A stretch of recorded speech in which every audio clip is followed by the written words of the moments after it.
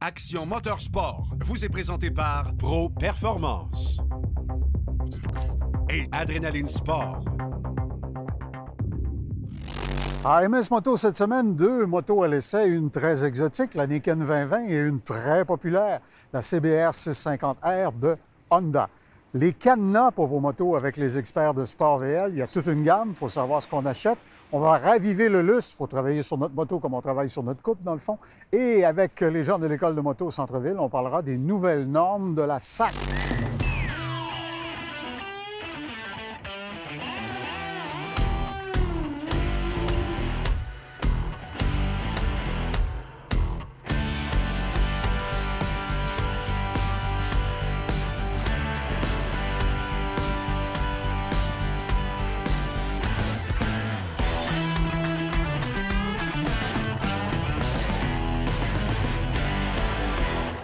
Michel, mon père disait toujours, dans la vie, il y a la théorie, il y a la pratique. Ouais. On a parlé, toi et moi, longuement dans un épisode lointain de cette Yamaha Niken. La fameuse Niken 2 sabres. Puis là, c'était, ouais, c'est supposé faire ci, c'est supposé faire ça. Mais là, tu l'as poussé vraiment dans ses derniers retranchements sur la piste de l'autodrome de Montmagny. On a mis la main dessus avec nos amis de Pro Performance. On a pu s'amuser, puis je te dirais, Claude, il y a une petite période d'adaptation parce qu'on est comme, en tant que pilote de moto, on est comme un petit peu craintif au début d'apprivoiser la mécanique. Il faut que je lève mon chapeau aux ingénieurs de Yamaha.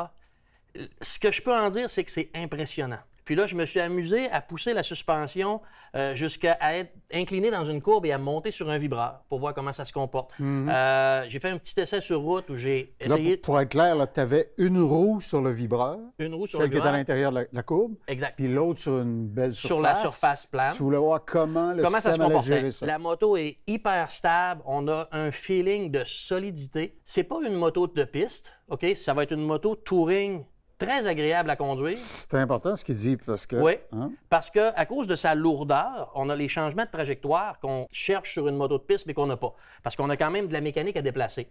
Mais pour une tenue de route, c'est impressionnant le feeling de solidité et de confiance que la machine nous apporte plus on joue avec. Mettons un gars dans ton genre qui irait sur Tail of the Dragon avec ça, il s'amuse. Oui, il va s'amuser sur les routes partout, les routes sinueuses. Mais principalement, ce qu'il faut retenir de cette machine-là, c'est la technologie que Yamaha, que les ingénieurs ont mis là-dedans, et c'est facile de voir la livrée, le look. Et il y a beaucoup de gens qui vont se poser des questions à la regarder. De quoi ça a l'air, comment ça se comporte. C'est impressionnant à conduire. Il y a même une période d'apprivoisement avec la machine, et plus ça va, plus elle est facile, plus on a confiance. Même que je l'ai essayé un petit peu sur la route, une petite route sinueuse. Et puis, je me suis même posé la question, et dans une courbe où j'ai vu une petite tache de gravier, j'ai dit, tiens, je l'essaye. En inclinaison, j'ai passé une roue dans le gravier, absolument rien senti. Donc, nos super belles petites lignes de pitch que le ministère des Transports met, ces choses-là, quand une moto va glisser, c'est inexistant là-dessus. Ouais. On a l'impression vraiment d'être soudés sur la route, et plus on en fait avec, plus on a confiance. Elle est assez volumineuse, mais je remarque que la selle n'est pas très haute, par ailleurs. Non, la selle n'est pas très haute, donc ça va être livrable à beaucoup de clientèle. Il y a beaucoup de gens qui vont se retrouver à l'aise dessus. La mécanique, c'est un petit 3 cylindres de 900 cc, 850 cucs, qui est connu, qui a fait ses preuves dans la FZ09. On a juste assez de puissance, on a une belle livrée, un bon couple, parce que c'est un 3 cylindres. La sonorité, assez rauque, un beau petit grondement, pas désagréable du tout, puis même en haut régime, ça ne devient pas agressant non plus. C'est vraiment une moto touring qui va être le fun, puis en qui on va avoir beaucoup confiance. Puis elle est belle, en plus, bleu sinistre comme ça. Oui, c'est ça. C'est la seule couleur qui est disponible cette année. Là, on a des prises accessoires, on a l'antipatinage, on a beaucoup de petits ajouts électroniques. J'ai même essayé l'ABS, parce qu'avec deux roues, je voulais savoir comment ça se comportait. La chaussée était un peu froide, mes pneus étaient froids, mais j'ai fait embarquer l'ABS. Les freins sont puissants, mais on a quand même deux roues qui nous freinent au sol, donc ça break beaucoup. OK. Je vais solliciter le jugement du Dr. Frankenstein en toi. Tu expliques que oui, il y a des avancées technologiques et de la stabilité additionnelle avec le système de fourche double en avant, mais il y a une contrainte de poids, appelons-la comme ça. Est-ce que cette technologie-là, d'après toi, pourrait se transplanter sur d'autres motos de leur gamme, plus petites ou dans un gabarit plus petit? Y aurait-il un avantage à faire ça? Je pense qu'il y aurait place à ce type de technologie-là, comme je te dis, sur des motos touring. parce que ça nous amène une stabilité. Ça nous amène avec l'usage, parce qu'il y a une période d'apprentissage, comme je te dis, il faut l'apprivoiser. Ça nous amène une bonne confiance. Et la moto nous le rend avec le feeling qu'on a dans la conduite. Elle est quand même assez facile à incliner en courbe, mais on a à jouer avec une masse qui est quand même assez importante. La sens-tu, la masse à l'avant, vraiment, la différence Uniquement de masse? dans les transferts gauche-droite rapides. OK. Si on est en mode touring, on ne les sentira pas parce qu'on y va fluide et ça va couler assez facilement. La moto n'est pas extrêmement lourde pour le look et le gabarit qu'elle a. Ouais. Il y a des poids, on a des poids lourds beaucoup plus costauds que ça. N'est-ce pas? Alors, c'est une édition, pas besoin de le dire, assez rare. On en trouve, on s'en fâchera pas dedans. Non. On a eu la chance de l'essayer. C'est sûr que les gens qui s'intéressent à ça, tant qu'à moi, vont avoir du plaisir à l'utiliser. Ils vont être contents de leur machine parce qu'elle va leur en donner énormément au niveau GT, au niveau touring. Et quand il va se stationner en quelque part, c'est sûr qu'il n'y en aura pas 8 des comme la tienne. Tu vas être celui que tout le monde va faire « Oh, wow, wow, wow! Vraiment, ça va attirer les regards, puis ça va être positif. Les seuls gens qui vont la critiquer, c'est les gens qui ne l'ont pas essayé et qui ne la connaissent pas. OK. Il faudrait peut-être que je te donne un crayon et tu peux signer les autographes. Là. Tu sais, quand tu vas être installé sur le bord d'une terrasse, à quelque part. Avec une Nikon, oui, c'est sûr. Il y a des chances. Bon, bien, la Nikon GT, enfin, vous avez vu comment elle se comporte, vous avez l'opinion du docteur. On salue nos amis, on remercie nos amis de Pro Performance de l'avoir mis à notre disposition. Bonne façon de se donner le goût pour l'été. Cette chronique vous a été présentée par Pro Performance. Lorsqu'on parle de l'apprentissage de la moto, on le fait toujours avec Steve Gauvreau de l'École de moto Centre-Ville. Steve, une nouvelle cette année qui mérite un peu de stratégie de votre part. On sait que si on veut piloter une moto, il faut bien sûr avoir la formation appropriée, autant théorique que pratique. Mais là, si vous avez des points d'inaptitude dans votre dossier, il va y avoir un niveau de complication additionnel à partir du milieu de l'été. C'est en plein ça. À partir de juillet, ça va être officiel. Pour la SAC, si vous avez plus de 4 points de perdu sur votre permis de conduire, C'est pas beaucoup, 4. vous êtes identifié comme un conducteur à risque. Qui dit conducteur à risque dit n'a plus le droit de faire sa classe 6, donc ne peut plus se présenter à l'examen théorique de la SAC. OK. Je vais être sûr qu'on comprend bien ça. Ce que tu expliques, c'est que cette règle-là va s'appliquer à partir de juillet. Oui. Donc, si je veux m'inscrire à une école de moto, comme l'École de moto Centre-Ville, si j'y vais avant juillet, parce que je sais qu'il y a un arrêt que je n'ai pas fait il y a quelques années, puis j'ai tant de points de déménage, 4 points et plus? 4 points et plus, c'est terminé. Vous n'avez plus le droit d'avoir le privilège de faire votre classe 6. Oh. Donc, si votre examen théorique est fait, donc il n'y a pas de problème, ça ne s'applique pas à vous. Mais si votre examen n'est pas fait, puis vous avez plus de 4 points de perdus, n'oubliez pas qu'il y a l'histoire des 2 ans aussi. Là. Pendant 2 ans, ces points-là restent sur votre permis de conduire. Donc, pendant les 2 prochaines années, vous n'aurez pas le droit de conduire. Ces règles-là sont faites parce qu'ils ont jugé statistiquement qu'il y a des gens qui ne faisaient pas attention, qui ne prenaient pas garde, qui ne respectaient pas les règles, étaient plus à risque de faire des accidents. Donc, si vous voulez régulariser votre situation et amorcer le cours théorique avant l'entrée en force de cette mesure qui vous empêcherait de le faire, évidemment, à ce moment-là, il serait opportun de consulter une école comme l'École de moto Centre-Ville puis initier ces démarches-là le plus rapidement possible. Oui, c'est important quand même d'être sensibilisé au fait que quand on ne respecte pas les règles puis qu'on se met plus à risque, c'est la raison pour laquelle il y a un danger supplémentaire de faire de la moto puis de faire un accident. Bon, c'est un restrictif qu'ils ont mis en place. Il faut parler de l'autre restrictif aussi. C'est la même chose que pour les poids lourds. C'est tolérance zéro au niveau de la boisson quand vous avez un permis temporaire moto. Tandis qu'avant, c'était le premier permis dans votre vie. Donc, votre permis automobile comptait. Donc, vous faisiez votre classe 6. Je comprends. Vous aviez une petite tolérance. Là, il y en a maintenant, plus. ça commence à compter dès qu'on obtient notre permis moto. Oui. Permis temporaire de moto dit 0 alcool. OK. Bon. Alors, le demander à un expert, il n'y a rien de mieux. Vous allez sur Facebook, École de moto Centre-Ville, ou sur leur site Internet, écoledemotocentreville.com, vous trouverez tous les détails. Merci, Steve. Cette capsule vous a été présentée par l'École moto Centre-Ville, la seule école spécialisée de moto située au centre-ville de Québec.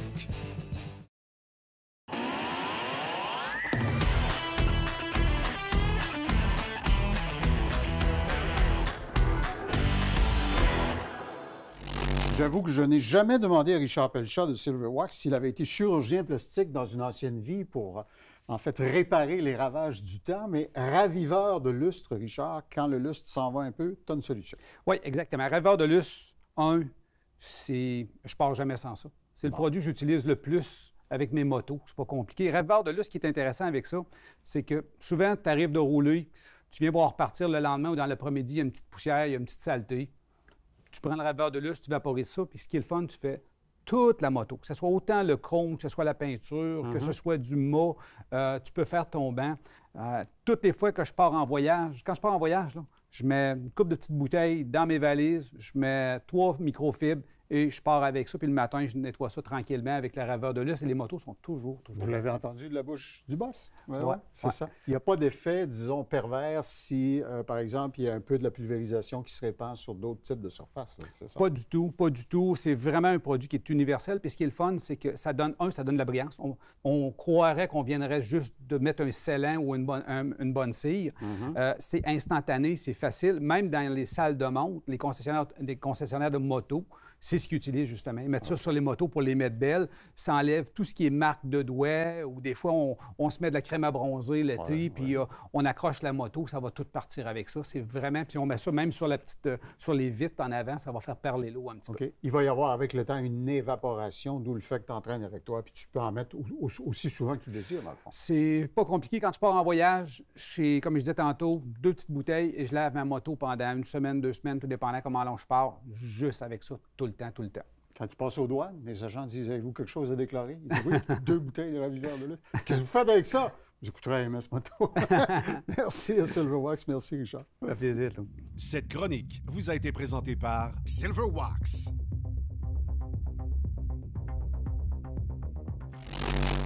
Si vous avez des amis dans la force constabulaire, ils vont vous dire qu'une couleur comme celle-là, c'est ce que les policiers appellent en anglais « Arrest me red ». S'il vous plaît, donnez-moi un billet de contravention. Et surtout, alors j'exagère, mais si on est sur une Honda CBR de cette livrée-là, Michel, mes espions me disent que sur le PS de l'autodrome de Montmagny, tu t'es pas mal amusé. Je vais te corriger tout de suite. C'est pas un attrape-ticket. Ah non? OK? Hey. Même si on a un look hyper sportif, c'est une moto que moi, je qualifie de sportive de route et non une hyper sportive. OK. Donc, on est dans la livrée des petites 650 Sport, mais qui va être plus agréable sur la route. Mais toi, tu parles pour le département d'ingénierie. Moi, je parlais pour le département de marketing. Tu vois, ils m'ont eu, là. J'étais sûr que... Au niveau des plaques, ouais. OK, on a un look sport, mais on est une moto standard au niveau de la SAC. OK. Qui n'est pas la même notification que dans les autres provinces, mais on n'entrera pas dans le sujet. Chez Honda, on avait la 650F. Maintenant, on a amélioré un petit peu, on a la 650R. On ne parle pas d'une bête de puissance, on est un petit peu en dessous des 100 chevaux. Une moto qui est toute petite, ultra légère. Ce qu'on a d'avantage là-dessus, c'est que c'est une moto que même les débutants vont avoir beaucoup de facilité à la conduire parce qu'elle est légère, elle est hyper prévisible. OK? Il n'y a aucune surprise, on la voit venir. Les montées en puissance sont hyper graduelles, c'est linéaire comme ça se peut pas. C'est ce qui est une des qualités de chez Honda d'ailleurs. On a un bon freinage, une bonne tenue de route. Ce qu'on a par contre sur cette version-là, c'est qu'on a des poignées qu'on appelle clip-on qui sont un petit peu basses. Donc, je dirais que sur ce type de moto-là, les manœuvres en ville ou à basse vitesse, on a un petit peu de poids sur les poignets. Mais aussitôt qu'on roule à une certaine vitesse, on a un confort. Et le gabarit fait que tu es effectivement un peu couché. La bulle, elle est minimale. Donc, c'est à partir d'une certaine vitesse qu'on va avoir une protection d'air un tout petit peu. Mais le but, c'est pas ça. Par contre, moi, je vais t'avouer que je me suis un petit peu amusé, effectivement, sur la piste avec. Je suis allé chercher un petit peu ce qu'elle pouvait donner et j'ai eu beaucoup de plaisir. Il manque du caoutchouc, là, en bordure des pneus. Oui, c'est ça. J'ai eu beaucoup de plaisir. J'ai pas eu de surprise aucune. C'est une petite moto qui n'est pas là pour sa puissance, elle est là pour sa légèreté, sa tenue de route. Elle est facile à conduire. Quelqu'un qui veut se donner la peine d'investir sur un bon petit engin, autant pour débuter que pour devenir très bon et avoir du plaisir à long terme, on n'aura pas besoin de changer parce que c'est pas moi qui va vanter les avantages d'avoir la CBR 1000RR qui est un vrai bolide. C'est vrai, on a énormément de puissance. Mais sur la route, on sait que c'est rendu difficile d'exploiter une machine comme ça. Donc, avec elle, sur une petite route sinueuse, on va avoir du plaisir parce qu'on va pouvoir la conduire de façon sportive. On va pouvoir faire un petit peu de tourisme avec, de la balade, de la randonnée. Elle va être facile à stationner, facile à manipuler pour, je sais pas moi, une fille qui voudrait avoir une petite moto puis qui aime le look sport. Elle est ajustable en plus un peu. Un peu. hauteur. C'est rouge, c'est beau. Elle a un beau petit look racing, même si c'est pas une hyper sportive. Puis si elle veut amener son chum avec elle, la selle arrière va faire qu'elle ne se retrouvera pas au tribunal du divorce. Un petit peu plus confortable, Ouais. quoique je connais pas beaucoup de gars qui aiment embarquer derrière. Ouais. C'est Mais vrai. ça, c'est pas impossible. Donc, que ce soit pour un gars ou une fille qui ne recherche pas l'hyperpuissance, mais qui va avoir un petit bike sport, qui va être agréable sur la route, ça va être une moto qui va être ultra fiable. Le petit moteur chante juste assez pour ne pas être désagréable. Il monte assez bien en régime, mais comme je te dis, c'est hyper linéaire. On a juste assez de frein pour, pas pour en faire une conduite hyper sportive. Et même sur la piste, moi, je l'ai sollicité beaucoup, puis j'en ai pas eu en manque. Et elle est mono-amortisseur, ce qui veut dire qu'elle a effectivement avantage à être légère, puis beaucoup d'aluminium aux endroits où Beaucoup ça d'aluminium, tombe. beaucoup de choses. La moto est très facile à manipuler, est agréable même. Tu sais, veut dire, embarquer dessus, débarquer, c'est facile, elle est tout petite. Si on veut la stationner, la manipuler, la ranger dans le garage, quoi que ce soit, c'est facile, c'est à la portée de tout le monde, même quelqu'un qui est moins grand ou moins fort. Je dis, c'est pas nécessairement une moto de fille parce qu'elle va en donner à n'importe qui. C'est une moto pour tout le monde, mais qui ne recherche pas l'hyperpuissance, mais qui aime le look. Maniabilité beaucoup. Exactement. OK. Le look d'une moto sport, le feeling que ça apporte sur la route sans avoir à s'inquiéter des vitesses excessives. Et je présume qu'étant Honda, il y a une certaine gamme d'équipements disponibles si on veut rajouter quelques petites affaires. Encore là, Valise facilement, sport. on peut. Je sais qu'il y a des petits cases, des petits bagages qu'on peut mettre sur le passager arrière. Je ne sais pas s'il y a des petites valises qui peuvent se rajouter, mais souvent dans l'aftermarket, on peut trouver ça. Ouais. Je ne verrais pas grand-chose à changer sur la machine telle qu'elle est là. On a un beau package, on a une belle livrée. Je trouve que Honda, encore comme on avait vu l'année dernière sur les Naked qu'on avait essayé, la finition est assez soignée parce qu'on a des applis simili-carbone à l'intérieur. On a une belle finition. Je trouve que Honda ont fait un beau travail. Ils ont encore amélioré leur qualité de peinture, si ça se peut, vraiment. Là, je peux en témoigner, c'est vrai. Donc, la machine est belle à regarder. Elle est vraiment agréable à conduire et beaucoup de plaisir. All right. Alors, la Honda, la CBS 650R, Michel lui a tordu la poignée. Ça pourrait peut-être un nouveau pneu, là. Pas tout de suite, mais on a eu vraiment du plaisir avec ça. Merci à Adrénaline de nous avoir prêté cette superbe petite machine-là. Cette chronique vous a été présentée par Adrénaline Sport.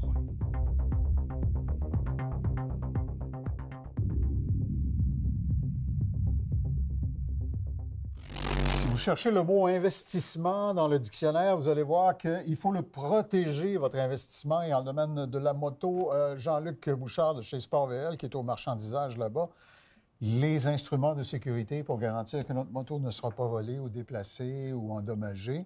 Il y a toute une gradation dans ce domaine-là. On commence évidemment avec les modèles, tiens, appelons-les les modèles de base. Ça, c'est le verrou qui bloque mon disque. Exactement. La manière que ça fonctionne, écoute, c'est très simple. Tu peux avoir plusieurs mesures qui vont selon ton véhicule. Il s'agit de mesurer le trou, ce qui est. Après ça, tu viens nous voir en magasin et puis on te vend 2 pouces d'espacement ou etc. D'accord. Donc, l'axe entre le pivot et la fin de la culasse, là. Okay. Exactement. D'accord. La fin du disque. Ça, c'est le modèle de base. Tu en as un autre. Et puis, tu allais dire qu'il faut que je me souvienne que je l'ai installé. On a déjà vu ça. C'est comme un cordon de rappel. Quand ton disque lock est installé, tu vas mettre ça sur ta poignée. OK. Parce qu'on a déjà vu une personne qui a tombé carrément en démarrant sans l'enlever. Oui, je comprends. Parce que c'est facile d'imaginer qu'on ne l'a pas mis. Exactement.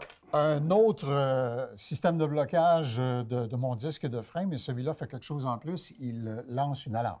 Exactement. C'est une alarme sonore très stridente que si le véhicule va bouger ou s'il bloque sur le disque lock. Un activateur au mercure là-dedans, probablement. Exactement. OK. Plus si onéreux, je redresse mais... ta moto. Donc, c'est pas juste le vol. Si un petit plaisantin s'amusait, vous laisse prendre pour Peter Fonda dans Easy Rider, ça se mettrait à sonner. Exactement. Ça peut sauver bien des problèmes. OK. Allons-y pour le plus lourd. Oui, ça, c'est du lourd. C'est pour quand tu as des roues en mag ou, mettons, que tu veux bloquer après ton swing arm arrière ou des choses comme ça. C'est le même principe encore avec une clé, une pile, puis lui, un avertisseur sonore aussi. OK. Bon, alors...